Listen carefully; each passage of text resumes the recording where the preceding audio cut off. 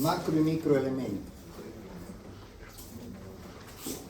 Ya habíamos empezado a analizar los primeros microelementos, que ustedes recuerden que son todos aquellos elementos que se encuentran en una proporción inferior al 1% del porcentaje del peso seco corporal.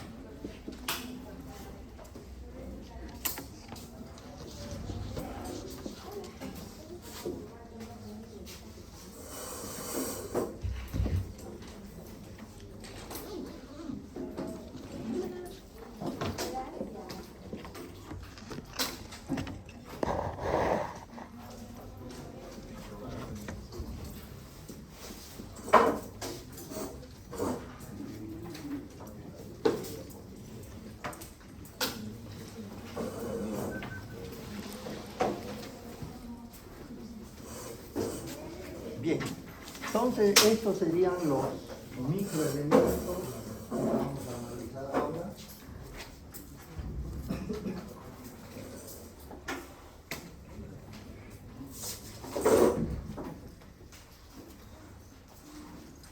Y bueno, ya habíamos visto los primeros, lo que es el azufre, lo que es el cloro y lo que es el sodio.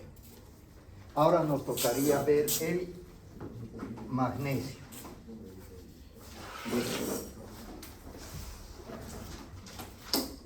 El magnesio tiene como símbolo Mg el porcentaje del peso seco corporal, como todo microelemento tiene que tener bajo, menos del 1%, tiene 0,1%. El porcentaje total del cuerpo, el magnesio, tiene también 0,1%. El número atómico del magnesio es 12. Quiere decir que está en la segunda columna de la izquierda.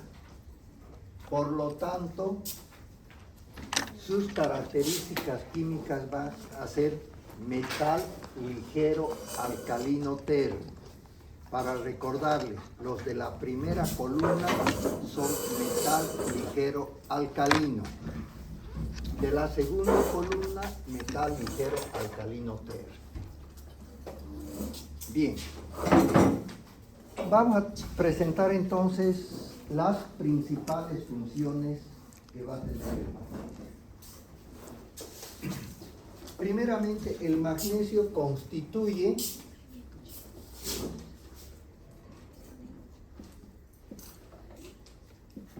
uno de los principales cationes dentro del equilibrio hidroelectrolítico.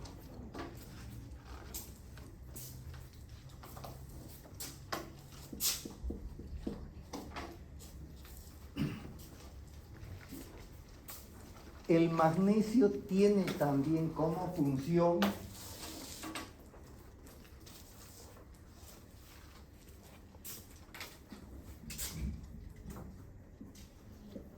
la de regular la cantidad de calcio y fósforo en los huesos y en los dientes.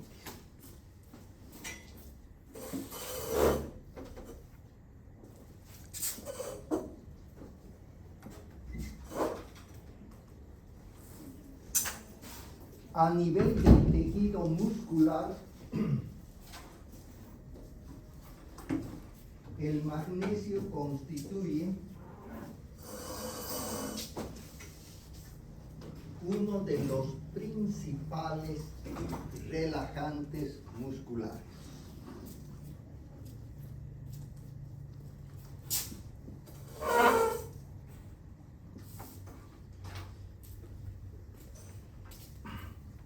En el sistema digestivo, el magnesio participa favoreciendo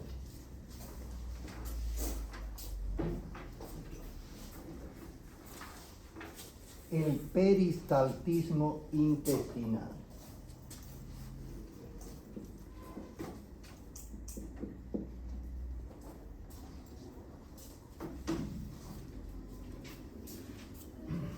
A nivel extracelular,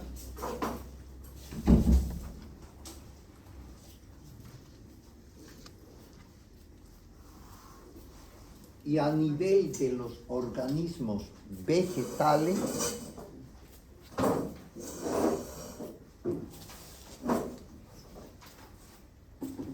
el magnesio es el responsable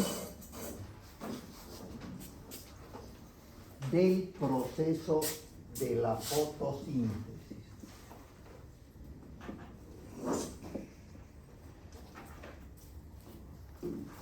Bien. Como ven ustedes, el magnesio, a pesar que ya se encuentra en una cantidad proporcional relativamente pequeña, pero sí tiene gran importancia. Ahora sí, ya hemos concluido de comentar los principales cationes del equilibrio hidroelectrolítico de la membrana. Entonces tenemos sodio, potasio, calcio y magnesio. Estos son los principales cationes. Enseguida vamos a ver otro catión también, pero ya no es de los principales. Otro componente, otra función muy importante es la de permitir la regulación de la cantidad de calcio y fósforo en los dientes, en los huesos. Ustedes saben que la mayor cantidad de calcio que nosotros asimilamos va a ir a los huesos y va a ir a los dientes. Y una cantidad relativamente muy pequeña, menos del 5%, va a ir como calcio iónico. ¿Se acuerdan? El calcio iónico es el que está circulando. El calcio iónico es el calcio que tiene carga eléctrica positiva. Eso representa muy poca cantidad y eso está, como les decía, circulando en el organismo. El resto del calcio se ha depositado en los huesos y en los dientes. Y pues a la larga, por otro tipo de acciones, la cantidad de calcio puede aumentar, como es en la etapa de la pubertad, o puede disminuir, como es en el caso de la menopausia en las mujeres. Bien.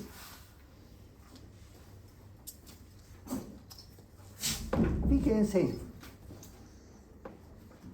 inclusive esto ha adquirido mayor importancia en esta última época, así que es contemporáneo de ustedes.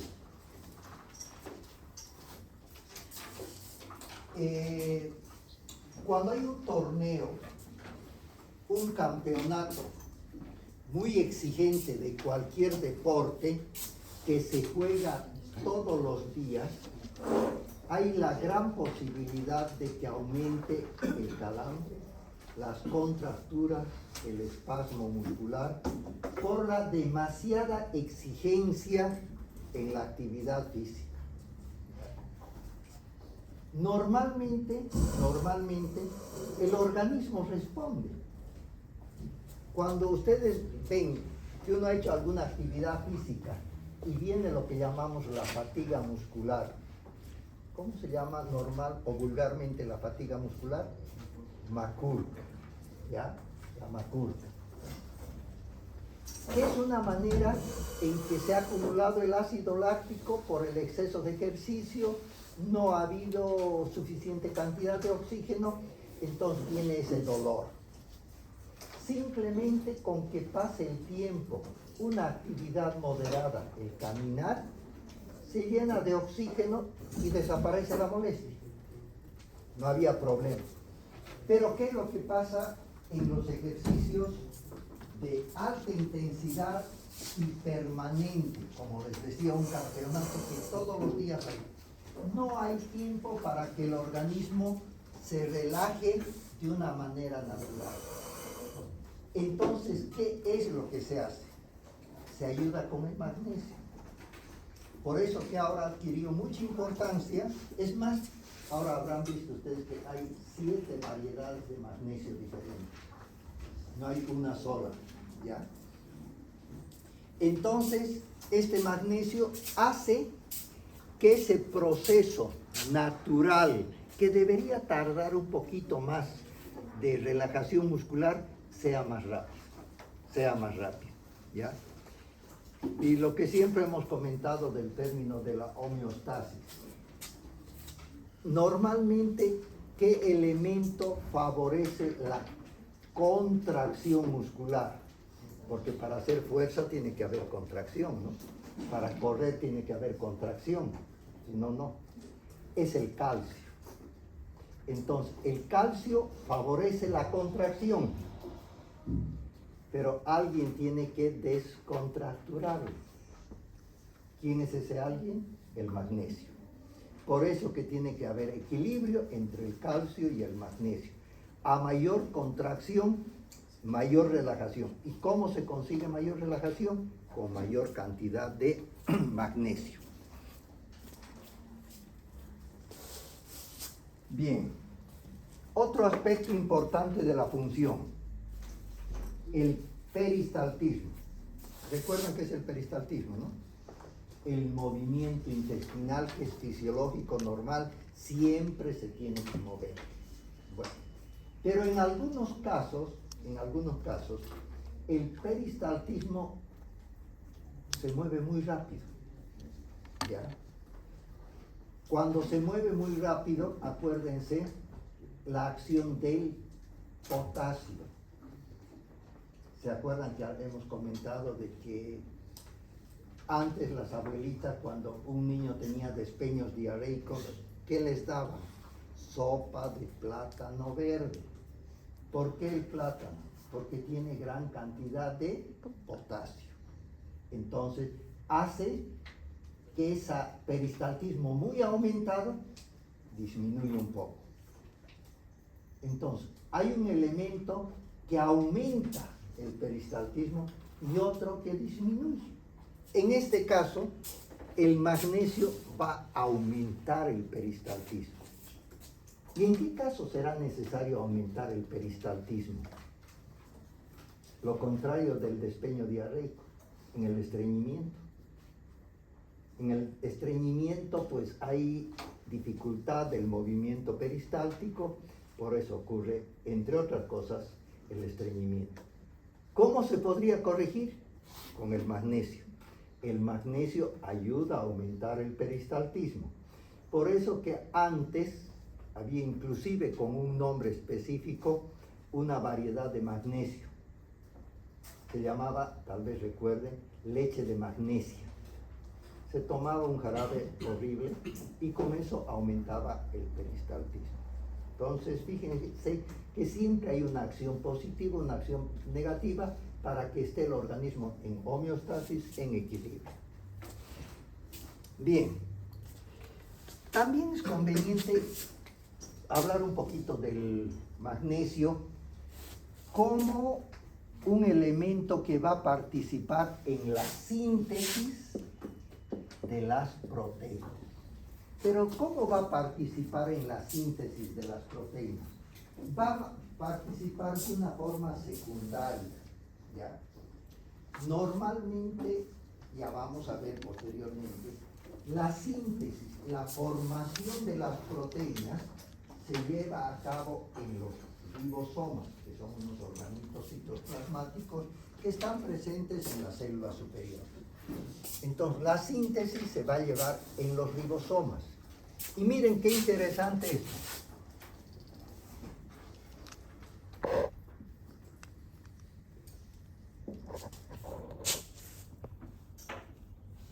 Los ribosomas son pequeñas estructuras más o menos esféricas que están tapizando la superficie externa de una membrana en la célula que se llama retículo endoplásmico. Esta es la célula, este es el núcleo, y hay una membrana en las células superiores que recorre todo el citoplasma. Este es el retículo endoplasma, ¿ya? ¿Dónde se encuentran los ribosomas? Se encuentran en esa membrana. En esa membrana se encuentran los ribosomas. Y acá se lleva a cabo la síntesis de las proteínas. Ahora dirán, pero ¿y cómo participa el magnesio? En realidad, estas pequeñas esferitas que son los ribosomas no son tan esferas, sino que están formados por dos subunidades, dos partes. No es una sola, por dos partes, pero a la microscopía óptica corriente o óptica compuesta, pero no con mucho aumento, se ve como pequeñas partículas esféricas, nada más. Pero a la ultramicroscopía o microscopía electrónica, esto se ve que son dos partes. Una se llama subunidad mayor y la otra subunidad menor. Acá es donde se lleva la síntesis de las proteínas. ¿Ya? Bueno, pero para que esta subunidad menor y esta subunidad mayor no estén muy separadas, muy juntas, tiene que haber una concentración del ion magnesio. Acá, rodeando a estos ribosomas, tiene que haber una concentración estable de ion magnesio. Miren cuán importante. Si esta cantidad de ion magnesio aumentara mucho, esta superficie, esta subunidad menor y esta mayor se unen. Y al unirse, no hay cómo se haga la síntesis de las proteínas. Es como si estuviera cerrado. Ahora, si hubiera muy poca cantidad de ion magnesio acá alrededor, estas subunidades se separan mucho. Y al separarse, ya, se separan mucho. Por lo tanto, al separarse, tampoco puede haber la síntesis de las proteínas. Por eso que es una función indirecta, pero muy, muy importante. Bien. Y esto es otra cosa que también vale la pena comentarles. Si bien no es dentro de la especie humana, es el proceso de la fotosíntesis. Pero gracias al proceso de la fotosíntesis es que nosotros tenemos el material para hacer, ¿qué? La glucólisis aeróbica. Es decir, gracias a la fotosíntesis nosotros respiramos. Entonces la fotosíntesis es un proceso que se da metabólico a nivel de las células vegetales, que hay un ciclo oscuro, un ciclo claro, ciclo de Higgs, ciclo de Kelvin, etcétera, etcétera, y tiene como unidad fundamental la célula vegetal el magnesio. Siempre hemos pensado, o no sé si estoy equivocado, que las hojas son verdes porque tienen cloro, ¿no? Clorofila, ¿sí? Siempre hemos pensado clorofila porque son verdes. No, son verdes porque tienen magnesio. Son verdes porque tienen magnesio. Bueno, entonces este magnesio es el que va a ayudar a hacer la fotosíntesis y en esta fotosíntesis la planta absorbe el dióxido de carbono que nosotros eliminamos. ¿Ya? Absorbe. ¿Y qué elimina como producto de desecho esta fotosíntesis? El oxígeno. Justamente lo contrario que hacemos nosotros. Menos mal, porque gracias a eso, lo que eliminamos que no nos sirve, que es el dióxido de carbono, es lo que le sirve a las plantas. ¿Para qué? Para formar el oxígeno, que es lo que a nosotros nos sirve. Bien, eso es lo que podríamos comentar un poquito del magnesio.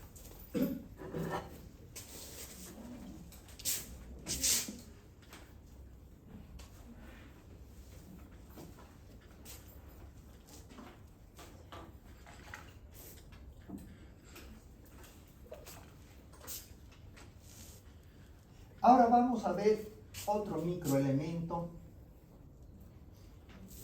que es el hierro. El hierro tiene como símbolo ¿Cuál es su símbolo del hierro? ¿Por qué es Fe? Ferrum. Ferrum, de ahí viene el nombre. Normalmente han escuchado algo muy parecido. Podemos llamar hierro, o también, ¿qué se llama? Hierro, ¿no? ¿O no? El hierro. Pero el nombre, ¿de dónde viene el hierro? De ferrum, que es el nombre en latín. Bueno, ya la cantidad de hierro que tenemos que tener, que es muy, muy importante, está aproximadamente en una centésima de elementos. En una centésima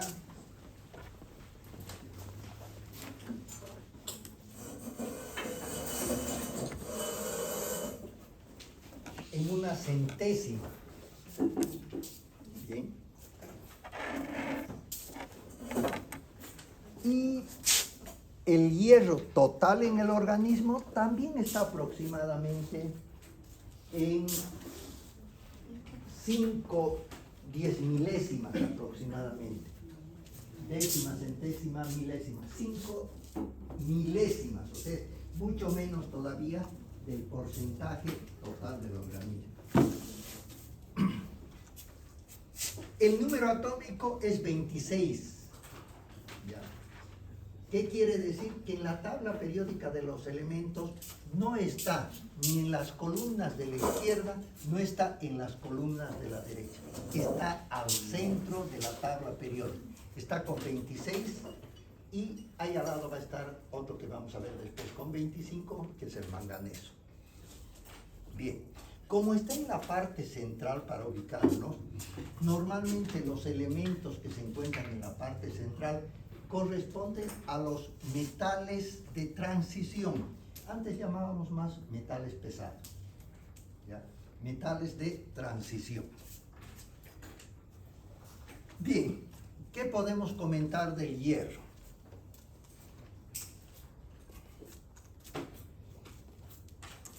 El hierro es uno de los componentes fundamentales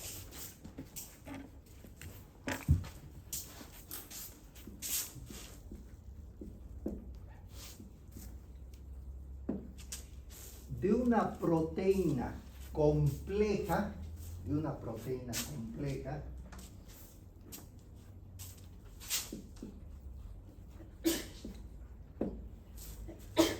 que es la hemoglobina,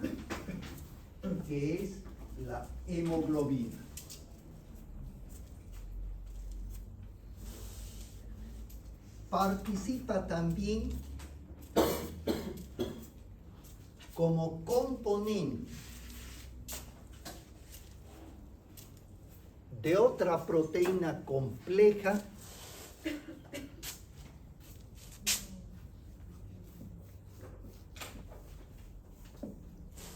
que actúa como almacenamiento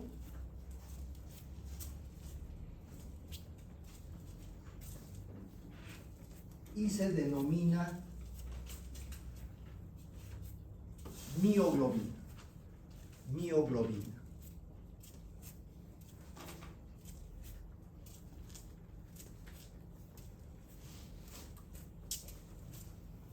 La ausencia o disminución del hierro en el organismo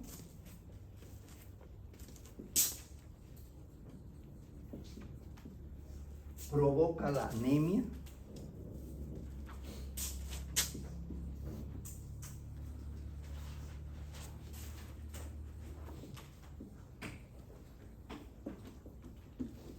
y el exceso,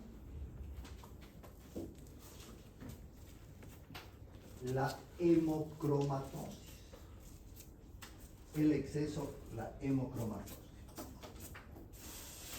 Bien.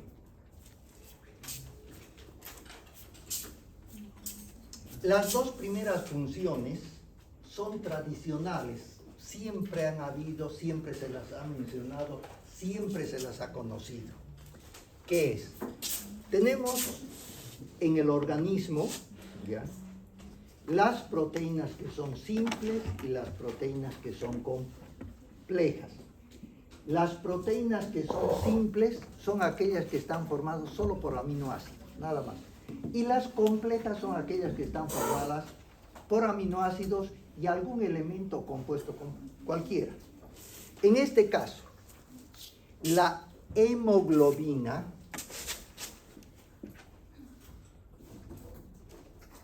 es una proteína compleja, ¿ya?, porque está formada por una proteína simple y un compuesto que se ha añadido, que ese compuesto se llama grupo M. Se llama grupo M. Y este grupo M es el que le da el nombre a la proteína compleja, hemoglobina. Hemoglobina. Este grupo M tiene en su núcleo, que es una estructura tetrapirrólica, ¿ya?, es una estructura tetra 4, ¿ya?, pero tiene un núcleo. Su núcleo está formado por hierro, lo que estamos viendo. ¿Y qué función tiene esta hemoglobina? El hierro tiene mucha afinidad con el oxígeno. Entonces, una vez que uno inspira el aire, entra el oxígeno. ¿Y qué hace después el oxígeno?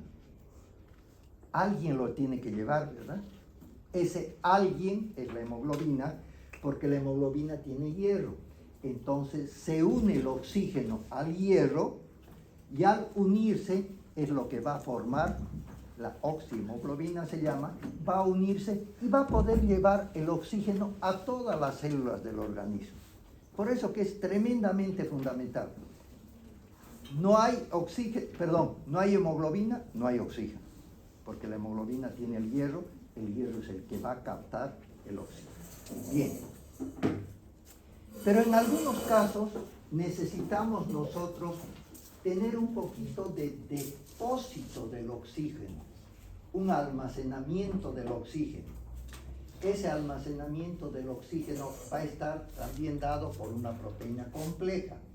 Esa proteína compleja se llama mioglobina, ¿ya? Mio, ¿qué quiere decir? Músculos. Entonces, la mioglobina, la proteína que va a estar en los músculos y que va a almacenar el oxígeno. Recuerden, uno lleva oxígeno, transporta, y el otro almacena. ¿Qué importancia tiene? Que hemos comentado hace un momento y ustedes lo conocen. Cuando una persona comienza a hacer ejercicio, gasta energía, gasta oxígeno, ¿o no? Prueba de eso, que a medida de que nosotros nos cansamos, comienza nuestra frecuencia respiratoria más rápida. Comenzamos a respirar más rápido. ¿Por qué? Porque para ese ejercicio necesitamos más oxígeno. Pero llega un momento en que el oxígeno se nos está acabando, entonces el cuerpo recurre al oxígeno que está en los músculos, que es el oxígeno de reserva, de almacenamiento. Y cuando esto también se está acabando un poco con el ejercicio, hemos hecho por demás, es lo que viene, que en ese lugar de los músculos se acumula el ácido láctico, viene la macurca o la fatiga muscular. Por eso les decía, cuando hay solamente fatiga o cansancio muscular, la macurca, no es una cuestión grave, nada grave. Lo único que tenemos que hacer es recuperar la cantidad de oxígeno que necesitan nuestras células de reserva, en este caso las células musculares. Se recupera con el andar, no necesitamos forzar demasiado. Con andar 24 horas, es decir, un día, al día siguiente ya vamos a notar que ya no hay mucha molestia, al otro día se pasa y ya podemos hacer ejercicio. Bien. Ahora, algo también que vale la pena comentarles, porque es de aplicación.